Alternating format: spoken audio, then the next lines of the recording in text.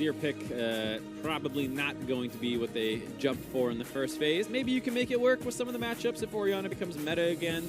Previously, Azir was considered a strong matchup into it, but definitely not something you're just going to take blind into Rakan, who has great engage. Classically good against Kindred, of course, but we'll see Orianna instead. And again, if Sven is to be believed, certainly seen her stock rise pretty quickly. It doesn't take much for players to go back to Orianna, as it turns out. Yeah, kind of the opposite of why people haven't experimented very much in the bot lane. Every mid lane player who has been playing for any serious amount of time has put hundreds of games into Orianna. Has been such a staple of the meta for so long. And there's maybe a response here from Insanity.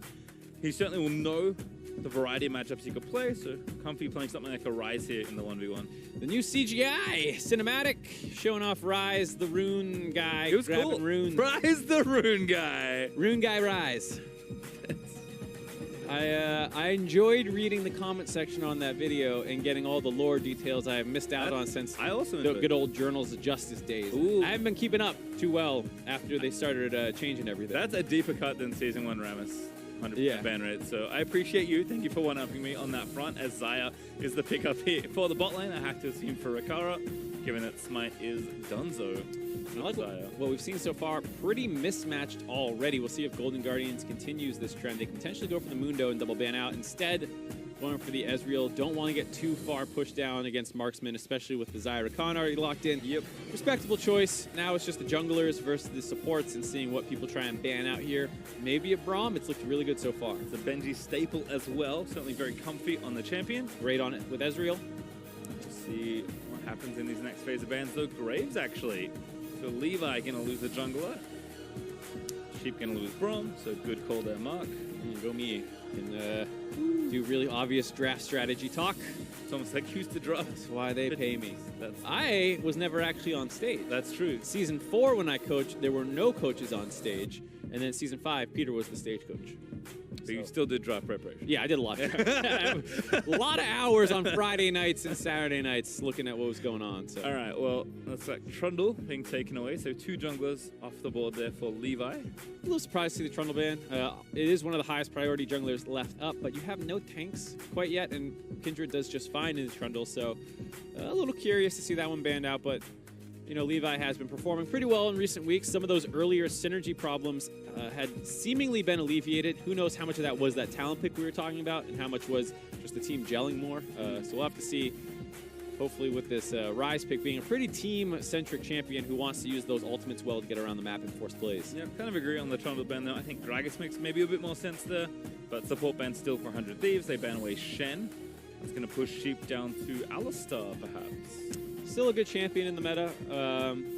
Not too bad into Rakan as well. He goes in, you Q, kind of neutralize each other's engage, hopefully, and Ezreal should be sitting far enough back that he's hard to engage on pre-6.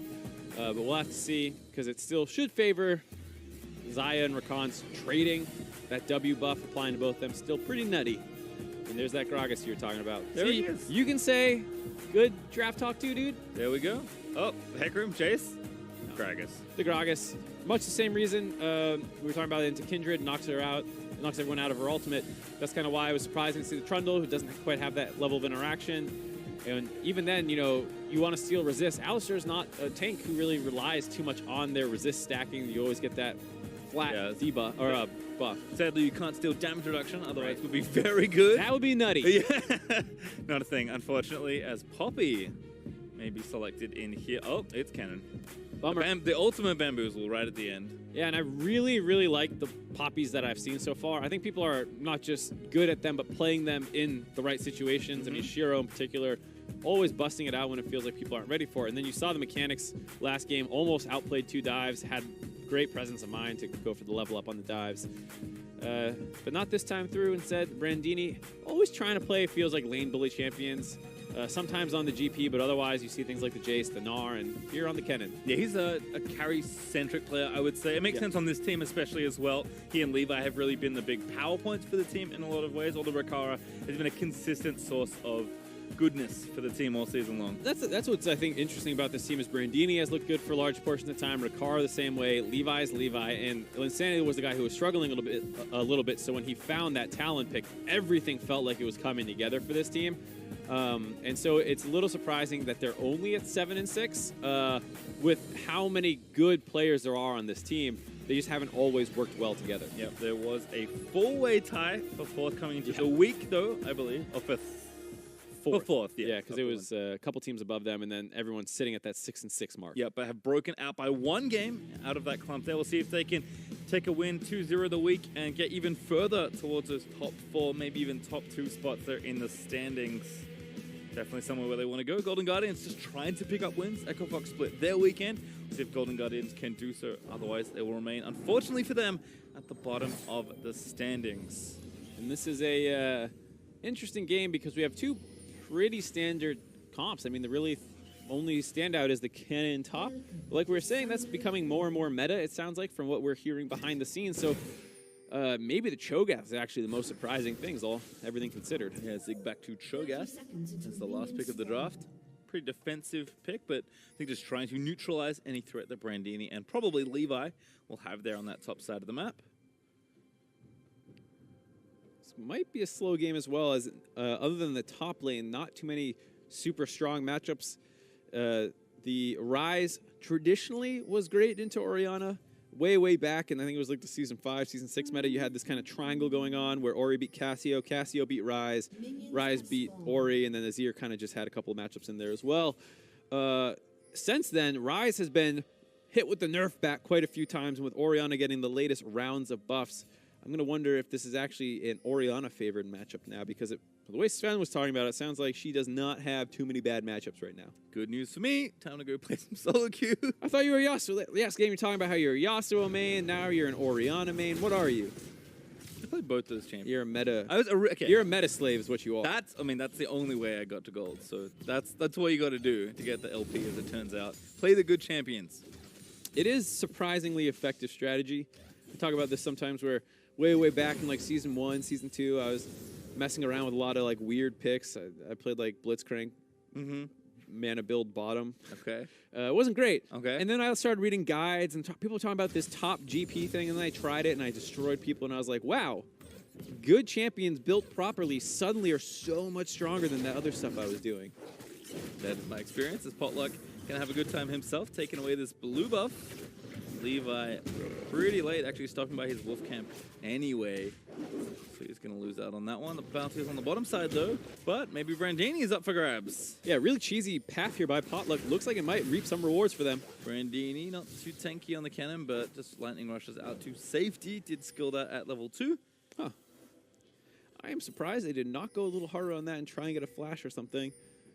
Zig was not in range for a rupture, so it would have just been Potluck kind of auto-attacking him down, and I guess since they felt like there was no kill threat, Potluck wanted to get back onto the map and start farming away. No one, surprisingly, went for any early scuttles, the common path being Red Raptor's scuttle on the opposite side or something like that, and Potluck went for the cheesier path of grabbing the blue and ignoring the Raptors, and then also had to ignore the Scuttle Crab. That means the one on the bot side is still up, though Potluck is not aware of that because they haven't seen Levi yet. Yeah, Levi actually going to sneak in and want to steal away this red, but there's nothing for him to steal, unfortunately, so he's going to go to the Krugs instead. Yeah, but he will be 3 and might be able to force a dive up on the top side after, and Potluck is not anywhere in position to defend that. No, he's good news for him, though, selfishly. He's going to get this bounty and pick up the crab, which is pretty unlikely given the way he pathed in the early game to have this one still be available. Still, he'll take it, and we'll see if Zig suffers the consequences. Yeah, it should be a bit of a tell that Levi should be on the top side, but Zig could not do anything about it. Got a flash, going to have to try and get something done with the CC. Ruptures himself does delay the play for a little bit. Now going to try and push the wave out. Yeah, this is not really well coordinated by 100 Thieves Academy. Brandini threw a shuriken in there and drew turret aggro, taking a shot. And with the rupture being thrown out early, Zig was zoning a potential body slam to interrupt it. They're still looking for the play, though. Yep, Zig again trying to keep on the wave. Oh, a TP topside. Who's coming in this time? Eyes, baby. It is Linsanity, gets knocked up by the rupture. Gonna get rooted down, but the tower shots actually might be enough. Linsanity gets a shield and pops out of the way, and Brandini will grab first blood. Big commitment to make that play work, but they find the kill. They deny this cannon wave from Zig. Potentially, he's gonna have the TP back up in time, so maybe not too much denied. We'll see if this is all worth it in the end, but they've been trying to do this dive for a long time. They're holding, they're waiting. And once again, Rise grabs turret aggro. No one else has gone in yet, and then the silence hits both men. Almost stops Linsanity from getting that shield. It looked like that shield was what kept him alive, potentially. And after that, he's going to have to go back to base. And all that doesn't really result in a big gold lead because there's so much time committed for them. Yeah, it doesn't lose too much in mid either, which is good news, but Bobchin does take it back. Grabs himself some boots and a second Doran's ring. Insanity gets boots and a tier though, thanks to extra assist gold. Flashes did get burnt also, so that play's probably not going to work again for a while. But not bad to get first blood there for 100 Thieves. A brute force, but pretty creative gank there in the top lane. And what's nice about it is that it might have given them these Raptor camps, as he does get the Smite steal, and that's his second bounty of the game. Levi being up in the top side for so long and chased down by Zig. Kind of told Potluck he had time to go for that play. Doesn't get greedy intelligently, just grabs those Raptors, gets out of there. And he's going for the Devourer enchantment. Surprisingly. A lot of people go for the Warrior one. Yeah, I think it's been pretty big split of difference in terms of attack speed versus attack damage. And what I've talked to from people, it largely depends on what you're fighting against and what you need. If you're against a squishier team comp, from what I understand, a lot of people do like the Warrior. And here, there's only the Gragas, and a lot of Gragases go the Runic Echoes build, so there might not be too much HP on the side of 100 Thieves, so maybe the Devourer is not quite what you're expecting. Maybe the Warrior would have been the better enchantment. And I think it's also depending on what your team comp needs you to do. If you need to be a harder carry, sometimes you do need to be that Marksman Devourer, regardless of what you're playing against here. And with these two team comps, though, I think they have plenty of carry potential already. But either way, maybe it's just a comfort thing as well and what he prefers playing. Well, Levi does take away the bounties, so Potluck's good run of luck is going to run out. The Sheep still trying to press forward. I haven't seen too much of this bot lane. See a lot of biscuits in Golden Guardian's inventory. Very defensive as they all dip into inspiration to get some of that lane sustain. But looks like it's working out, at least in the 2v2. Normally expecting Zaya and Rakan to be pretty potent, but Benji actually with a little CS lead here. Yeah, definitely the case where I expected the Zaya Rakan to be leading the lane, and it feels like Golden Guardians did too, based off their rune choices going very defensive, but not actually the case, as though Stunt getting comboed pretty hard there. Yeah, Sheep getting rooted by the pullback on the feathers means that no follow-up CC does keep Stunt alive. And no spells committed, so just going to have to eat up their sustain. To be fair, now that I think about it a little bit more, there was so much pressure showing on the top side for so long, and the fact that they knew Potluck was on the bot side meant that the bot lane of 100 Thieves, despite being the winning matchup, could not play aggressively. So think about it a little bit more. Pretty understandable to be down given the resources that we're having to be invested in the top side, and when your team is doing that, if you continue to play aggressive on the bot side, you're going to feed. So actually very intelligent by 100 Thieves bot lane to just take that slight gold deficit. Don't lose too much either. Stunt with a nice knockup does trade some damage onto Sheep. And it looks like they will force them back here. Looks like Ezreal will just TP back to the lane, given that Ezreal is taking that one. Actually, lots of TPs in this game. Rakara, Insanity, and Brandini all with it there, and only two between Zig and Benji for the Golden Guardian side. So now this kind of raises the question, if the TP nerfs don't do anything to competitive, do you actually keep them? Because the whole point was to nerf it in competitive so not everyone was taking teleport, but all you've done probably is hurt it in solo queue because it is clearly still valuable in competitive. So I wonder if there needs to be a different kind of change for teleport to force it out of competitive and free up some other summoners, because yeah, like you said, 5 TPs in this game, half the players taking summoner or teleport is pretty prevalent still. I mean, it's always been better in competitive, but certainly interesting discussion. Right, I mean, if what's one more in competitive play where people revolve around big set plays and trying to find timing windows, you're smart enough to wait an extra minute before going for that dive, right? So in solo queue where that's not the case and people are just teleport back to lane, you know, you've only made it weaker in one setting and not super weaker in the other, to the point where people are now opting for ignites and other things. Find out in the future. Yeah, keep an eye on it. I agree with the sentiment. Looks like more TPs here. This time a Realm Warp. Back up to the top side. Zig getting dove again. Story's become a little too familiar. CC chain starting. Cannon ult's good. And Linsanity gonna get credit for that one. Yeah, it did land the silence on the Linsanity to stop some damage for a little bit, but still the 3-man dive. No support available. And another kill. And this time, the top snowball around the cannon is working very well. It was a little dicey on the first dive, but this one was very, very clean, and it will also net them the first turret of the game. Yep, and Insanity, despite, you know, being a bit behind in his lane, happy to commit here. Once with the TP and topside, and again with his ultimate to make sure that the turret and the kill can go over into the hands of Brandini. Bobshin trying to get this push happening, but Rikara actually rotates in here just quickly. Yep, doing a good job covering each other's vacancies. Linsanity shows back up. After this, Rikara and Stunt will work their way back down to the bot side, and by all metrics, it feels like the 100 Thieves game plan is still working. Yes, it's not Smite mid-Talon who's going to roam all over the map, but so far on that Rise pick, Linsanity involved in both kills and kind of continuing to do what was working for them in previous patches. Stunt there gets a couple last hits. Rikara not in range, so no worries to take those away. Bobshin with the blue buff and the early lost chapter. He's kind of building up towards the first item. Otherwise, nothing really complete for anyone just yet. Still kind of working on that first major completion. It does feel like item spikes would be a little bit better on the side of Golden Guardians. Ezreal with a tier and Triforce would be pretty good. I mean, Rikara with the Storm Razor, of course. Oh, here we go, bot lane fight. Starting in onto Benji, who does actually get pushed away. Flash over the other side of the barrel, but now Sheep is going to maybe be left to die. Still dies to Stunt from the Ignite. So despite all that, Benji does not live. Sheep does for now, but this turret is probably forfeit. Good reaction by the bot lane of Golden Guardians, but too much damage available. The fact that Levi had already completed his Runic Echoes from the successful plays up on the top side, had the gold bring the extra damage needed to finish him off with the Ignite ticking from Stunt. And with that kill, they'll also get them their second turret of the game. This is starting to feel like a very smooth snowball starting to roll downhill for 100 Thieves Academy. Yep. Here's a trade here. So the Rift Herald picked up and now channeled instantly in mid by Potluck to at least trade turrets and get the mid outer. But we are going to see Brandini swoop in here, and it's perfect time to highlight the first item completion that's on the way. We talked about AP Cannon kind of making a resurgence. This is Blade of the Ruined King first here for Brandini. A little bit surprising as we see all that time spent away from the mid lane finally takes its toll as that one drops.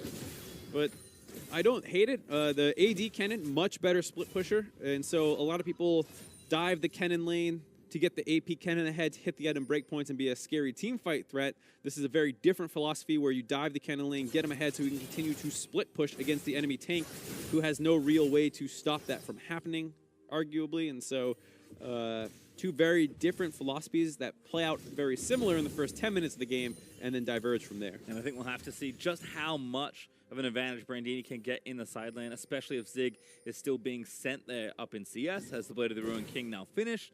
And it doesn't take too much to figure out that Blade of the Ruined King's pretty good against Cho'Gath. Yeah, and especially the reason it's so strong with Kennen in particular is the hybrid damage that he brings. Even when building full AD, your abilities make it so that a fair amount of your damage profile is still magic damage, and you see Zig having to split his defenses as a result. He has the Merc Treads and the Glacial Shroud done. Levi also bringing magic damage makes it so that he's going to take a lot of different damage types very early on. And I kind of like this response from Golden Guardians. They're actually swapping their duo lane away from the bot side and actually in towards the Cannon. So Brandini a lot less effective in a 1v2. That does kind of move power to a pretty obvious place, but 100 Thieves interested in trading mid lane turret. Lost there to the Rift Herald, so now they're going to try and kill Bobshin and take the turret. Yep, so much side lane pressure with the fact the Rise and the Cannon both got ahead. Rikara not getting a kill, but still getting the first turret means he has priority in the mid lane, and now 100 Thieves can push up, deny all the vision, and just kind of roam between lanes and look for someone to slightly step out of position, and with the engaged potential from the Gragas and Rakan, they can basically pull the trigger whenever. Yep, Blast Plant, I think on the left side, spotted them. Still waiting around. Stunt again, going to find Sheep. Just happy to hang out in this brush for as long as is needed. Now 3 for Golden Guardians moved into mid lane to wave clear this out. And I don't hate the setup here by Golden Guardians. I think putting the Rise, or excuse me, the Ezreal against the Kennen is a great idea. Having more range to farm with Qs and not get actually harassed down. And the fact that the Rise doesn't harass the Cho'Gath quite as effectively means Golden Guardians have a good lane setup here, but they're still struggling just with the lack of pressure. Yeah, and all this pressure for 100 Thieves will probably lead to this Infernal Drake that's coming in a few seconds. They put a pink ward down in that right-hand brush. The Stunt going to clear out the green ward that was there, and if they don't find an engage, they can always fall back with their pressure to the Drake. Golden Guardians knowing this, they're trying to find a team fight. Yeah, no flash available on Sheep, otherwise I feel pretty confident he would have gone for Stunt there. They had the man advantage, the rest of 100 Thieves was still splitting the map. Now they're trying to start the Infernal Drake, but it's going to be too late as the rest of 100 Thieves is starting to collapse. Might get a fight here. Yeah, they've got Cho'Gath. Oh, Stunt already popped the ulti, looking for the charm. Does actually get Potluck for a little bit, but damage is still not quite there. Sheep in the front side tanking up decently. Potluck diving in. Here he already comes flashed forward, but he popped a respite. Here comes Brandini, finds a 3-man ulti as he's looking to stun it all up. He takes down Sheep, but he will fall on the other side as Rakara does actually get a kill on the other side, killing Potluck. So with Levi alive, but with not much health, they may be able to get the Drake, but it's going to be close. Yeah, 2 for 2, surprisingly, for 100 Thieves. A little disjointed on the fight. Stunt wanted to go in and blow somebody up. Brandini was not there yet, as well as the fact it was disengaged pretty well by Golden Guardians. Means that they're still able to trade back 2 for 2. And that kind of highlights why we've seen a lot more AP Kennen than AD Kennen. That flank there with the AP Kennen who's 2-0-1, phenomenal. That one, yeah, it was nice, got some damage. Luckily for 100 Thieves, they still have the priority to maybe get this Drake. Yep, 2 smite. Oh, Zig wanted to TP in for the feast. Double TPs used by 100 Thieves do cancel one of them as they do successfully protect the objective. But let's watch the fight that started it all off. Good headbutt by Sheep to stop that kind of big engage by Stunt. Levi kind of splits the fight, and it makes it very difficult for them to choose what to do. Brandini gets this big flank, but Potluck gets the ultimate off, keeping Zig and him alive for a surprising amount of time, which allows them to actually trade back pretty effectively. And they get that 2 for 2 because Brandini was busy trying to dive a backline while everyone else was busy with that Kindred ultimate. Yeah, it's interesting to think how AP and AD Cannon function so differently, even with the same ability. AP Cannon very aggressive with Maelstrom. AD Cannon very defensive, actually, with his ulti most of the time. It's one of those interactions that I think a lot of people miss about why it is the case, because, hold on, here's Levi getting jumped on. Oh no, 1v2 forced to flash away. Potluck still chasing. Gonna get smoked. Insanity flashes in with the stun. Finds 2 with a knock up there, and that's gonna be a kill on the Potluck Sheep. Probably gonna fall as well. Rakara able to snipe over the wall with the feathers. Just way too aggressive without having any vision, really, of what was coming in there. An acceptable attempt on the Levi to get the flash right away, but they need to vacate instantly as the rest of 100 Thieves collapsed. Very easy kill there. A disappointing second death for Potluck. And to get back to the Kennen point, one of the biggest reasons that they function so differently is because when Kennen uses Lightning Rush, you cannot auto-attack. And that's not a big deal for AP Kennen, because you also get resists in that form. Hold on. Another dive. Slow down. Let me make my points. 100 Thieves. There we go. Sheep protecting them.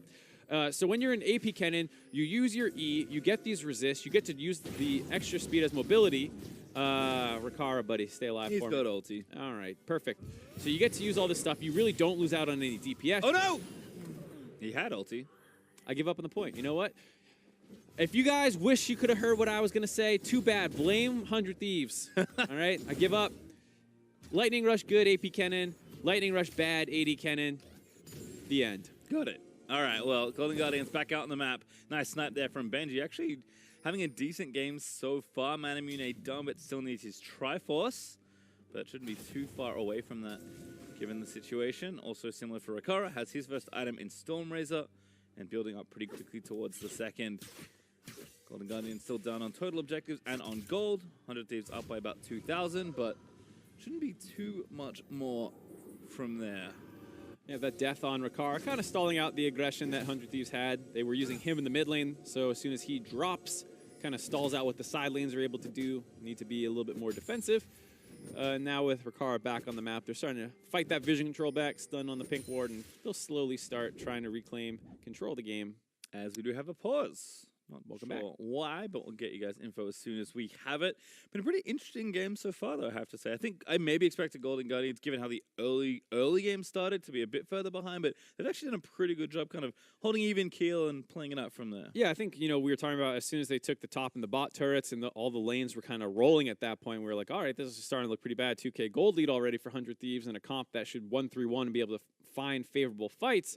They actually struggled to find that pretty critical fight at the Infernal Drake. They still secured it for themselves, but it was not this kind of blow the game open fight I think both of us were expecting. And since then, they haven't really used that pressure that they still have as Rakara gets picked off, and now the game's kind of getting into this slower pace. We'll actually take a look at that fight, Mark, that you mentioned around the Drake, because it has kind of been the only bit of action we've really had. So I'll pull that up on your screen in just a moment, kind of break down what happened here in this exchange. Yeah, so we already talked about how Stunt tries to kick things off. It disengages pretty well. Potluck starts getting pulled through, and the ultimate separates them. And Potluck makes the decision to go in there and try and save Zig. So he goes saving Private Ryan, flashes in, drops the ultimate, and stalls the fight out. So when Brandini goes in, he's lightning rushing, flashing on top of people, and then starts auto-attacking. And that's where, with Blade of the Rune King, a lot of the damage is. As I was talking about, when you're lightning rushing, can't auto-attack, you're a Blade of the Rune King user, you're kind of handicapping yourself in a team fight. And so they didn't win the backside of the fight. Potluck's mission to save Zig worked, cost him his own life,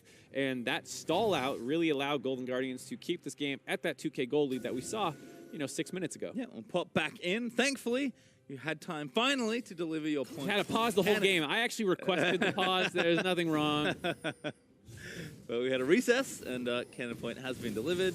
We'll see how Brandini does as the game continues on. Zig actually doing a nice job keeping things pretty close, despite all the attention that his lane was paid quite early. Definitely could have been a lot worse when we were talking about the split damage type he was going to be facing versus Kennen. And I think their lane setups is largely a big part of why that's also been slowing out. Finally, 100 Thieves get the Kennen versus the Cho'Gath, and hopefully they can start actually pushing him in under turret. But, I mean, Golden Guardians have done a good job, all things considered, for how the game started. Yeah, we'll see how 100 Thieves can continue to use their pressure. Still up 2-1 in turrets with mid pretty low. Could be a pretty easy threat if they can set up and successfully dive, which they have been trying to do for these last 3 minutes. The total 1-3-1 pressure has also been really nice, and I think Bobshin's about to lose this turret. It's just Potluck here. He's going to try and wave kill where he can, but threat seems to be a little too much. Ooh, nice ult from Benji, actually. Clears the way, but it's not enough to protect the turret. Rikara is able to finish it off. Yeah, and Stunt showing fancy feet there to dip out from the Orianna. Ultimate baited that one, and now all 3 outers are down for 100 Thieves. It's going to be even easier to start baiting objectives. And we'll also have Baron spawning just now. So with that turret dropping, is the perfect time to make sure they have even longer lanes to push and then bait Baron. Actually 3 Infernals this game as well, so could be a spicy mid-game as Linsanity's out of there. Wanted to be very safe with the collapse incoming. That was a surprising decision considering how good their vision control is up on the top side. They have multiple pink words. All flank paths were actually warded out. So Linsanity should have known he was fine, but better safe than sorry, I guess, and Realm Warp's out of there. And in response to all that great vision they had on the top side, 100 Thieves knows there's everyone up there, and so they feel safe pushing down this bot lane, and Zig cannot contest the wave. Yeah, this is with Rikara in base as well, so more than enough pressure. Able to take that down. And Infernal, like I mentioned, the third one overall in this game is up in 35 seconds. Golden Guardians do answer back with a turret in the top lane, but they are trailing still in that objective.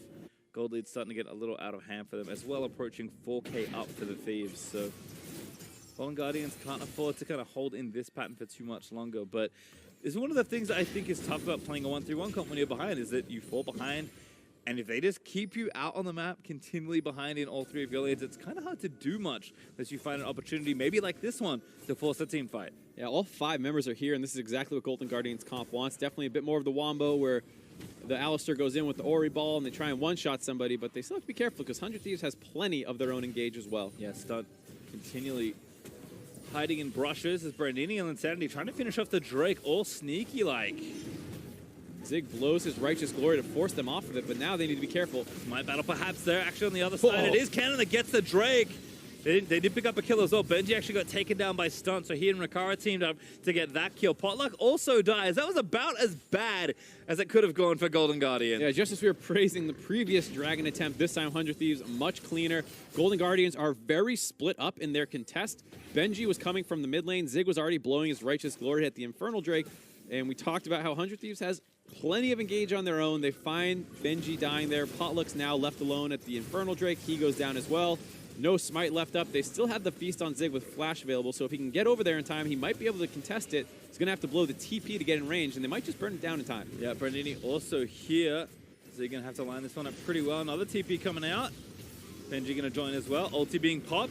Sheep actually finds one, but Sun going to knock him back up. Oh, Zig flashed in. They're going to try and finish. Yep, Zig actually going to try and finish that off on the other side. Sheep gets out of the way. Oh, he does get it. Feast the Baron away. They didn't even get the kill onto Sheep, who did escape as well. Zig now trapped in the pit, probably not going to live as Brandini and Sanity are trying to face down the other kills. They do get one, but here's Potluck and now turning it back around. Bobshin going to have to kite out of the way. Good cleanse out of the root, I think, that he was expecting from Insanity, but Brandini also Houdini'd out of there. That was a weird one.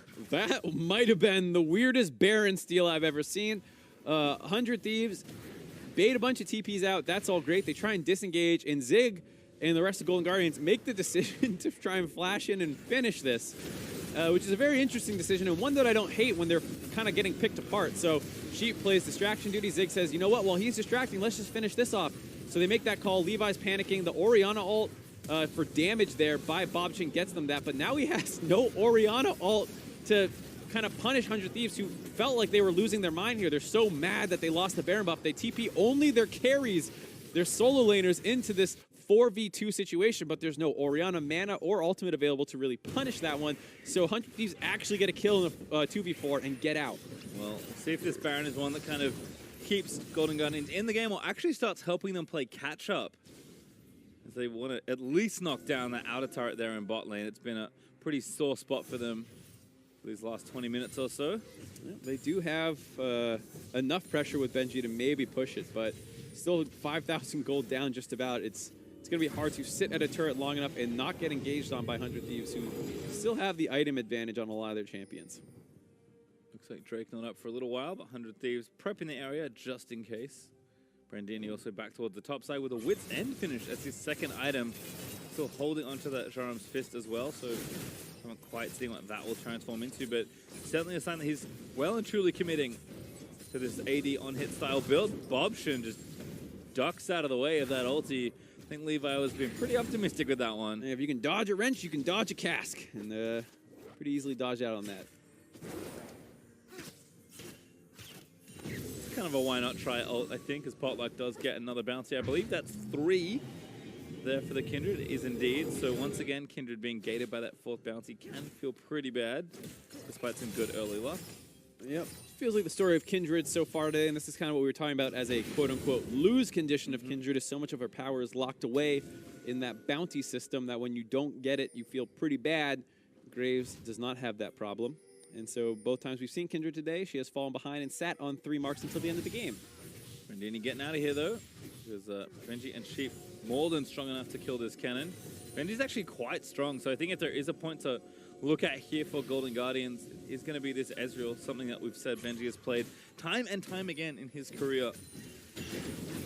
Yeah, unfortunately, with that Baron buff, they haven't gotten anything done, so this very much feels like a stem the bleeding temporarily before the game actually continues to get out of hand. Actually losing turrets with Baron buff on, there's not really a situation where Golden Guardians is going to get stronger this game unless 100 Thieves 5-man into them and you get a bunch of gold that way, because otherwise you're not going to have a chance again. Yeah, it must feel bad that outer turret's still available, but Golden Guardians just kind of have to do what they can. Perhaps, again, scaling up, maybe fighting for that next major objective is somewhere where they feel like they can win. But 100 Thieves are doing a nice job playing to the conditions of the comp they picked, right? Using these side laners. I mean, we haven't seen too much action from Brandini or Insanity, but that's because they're mostly just playing PvE and trying to drag Golden Guardians across the rift. Yeah, exactly. Like you're saying, Benji's pretty scary with 3 items completed, so don't fight him. Put someone in his lane, deter him as best you can, and use your other 2 lanes to your advantage. And that's luckily for them what Linsanity and Ricard have been able to do. Just keep Golden Guardians from being able to actually commit a round to the Ezreal. Helps that the hit squad is pretty good as well between Rakan, Gragas, and Rakara's Zaya. Able to find picks pretty easily if they want to. Although they're split up right now. Looks like playing for Vision around the ocean that's up in 45 seconds or so. But again, I mean, every time I see clumped Golden Guardians members, I see 2 side lanes across the wrong side of the river. Yeah, they have these brief windows that you just saw where they're able to go in, get some deep vision around the enemy jungle, but then they start getting cut out. And here, they do get the TP out of Brandini, which is pretty big in terms of stopping his ability to split. And it is only an Ocean Drake, so that's not the worst thing to lose as a result. So nice collapse finally by Golden Guardians onto one of these side lane members. Just unfortunate they can't get more than the TP for it. Yeah, looks like Drake up in 10 seconds, but not time just yet for 100 Thieves. Insanity pushed, I think, all the way to the inhibitor turret there in bot. So plenty of pressure there. Looks like clearing out topside Vision, prepping for maybe the second tier 2, or actually the last tier 2, excuse me. As there's 5 turrets to 2 taken in this game. Stun also continuing to pretty aggressively look for flanks, but it might finally cost him something. Forced to pop the ult defensively and run away. Brandini and Linsanity now team up for an objective. They do grab the Ocean Drake. Yeah, a little risky by stunt. No reason to brush camp by yourself. I mean, even if a squishy face checks you, you don't have enough damage and teammates around you to actually do anything with it. So a bit risky. Force him to mash all his buttons and scream, help! But he gets out with the help Shurelias in his ultimate. Otherwise, just kind of watching where the movement's going. I thought maybe there was a bit more pressure coming on the right-hand side, but it seems slow and steady. It's the macro games today. It's been a little longer than I actually expected. This is what happens. Marksmen are back in the meta. Games aren't as snowbally. So you might get some longer games now with Ezreal hitting 3 items. Remember when 3 items were so hard to get to? Both marksmen there now. Not bad clip either, under 30 minutes as Brandini may finally found something here onto Zig, but not enough shurikens ran out. Zig does run away back towards his turret. Gonna have to stock back up at the Ninja supply store, but looks like bot lane has some ready to grab. He'll grab the minions along the way as well. Yep, no TP for him though, so with his Baron spawning in 30 seconds, he'll probably have to run to join his team. Or what they'll do is they'll continue to do the 4-1. They'll force Zig to TP in to go for the feast contest, and then they leave Brandini down the bot side to keep trying to work down that inhibitor turret. Bit riskier that play because it could mean the second Baron of the game for Golden Guardians, so we'll see which one they opt for. Certainly things kind of coming to another head here in the game with Baron coming back up. Like you mentioned, Zig does have his TP, so and says Benji also with his. Explains why he's been a lot more active than I might expect in the side lane. Face check for Sheep though. Through the ulti, looking trying to get the kill. No, don't grab it. Ult's gonna miss though from Bobshin. Does force out some cooldowns by 100 Thieves, but not the worst trade. Sheep living on a sliver of health there. And Golden Guardians got a really good potential counter engage there, and Benji probably could have kept running forward. You see how strong he is. The enemy team tunneled on his Alistar and left their flank open for him to go for these chase downs. He's got a QSS as well, so he's playing without fear right now. Almost taking down Brandini. Cannon is not a particularly robust champion. Nope, they're able to force them out of that area. Now they have the priority to start working some vision down for themselves around this Baron buff. Zig still has TP as well, so they're in a perfectly fine position. Don't want to force right now, apparently. Yep, got Shogath as well. Kind of surprised that they didn't get themselves onto the objective, but playing debate instead is Insanity. Actually on the left side there for a flank, but does move back to regroup with the squad. We'll see if 100 Thieves learns from their mistakes about over-engaging onto the Alistar. They didn't blow any ultimates, but they can't risk getting engaged like that. Yep, overextending this lane a little too. Insanity looking to be the target, but does pop the combo and run out of there. Good patience by Insanity, not getting scared about the Cho'Gath charging at him, just roots him up, combos onto him. But it's leading to an awkward situation as both teams are playing the map horizontally a little bit. Yeah, Sideline's also not in a kind of weird spot here for 100 Thieves if they do want to take the inside track pressure.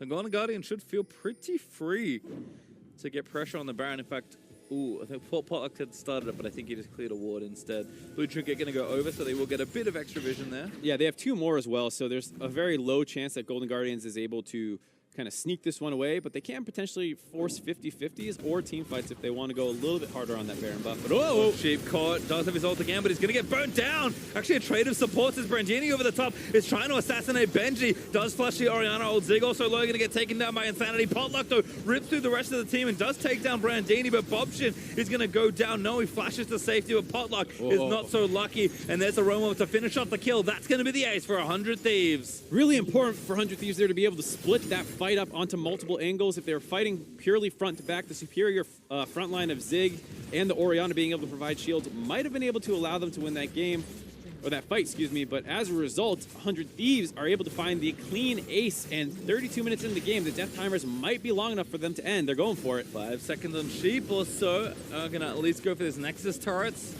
Right one gonna fall as Sheep roaming back out of the base, trying to keep them out of the way, but the Nexus now exposed. Looks like Rikara is strong enough to try and take it down. Sheep just gets exploded, and 100 Thieves in one team fight take the game. Yeah, I felt like that game was going to go a little bit longer, but a clean ace in the middle of the map and the minion wave behind them allows them to charge up the mid lane, end that game, and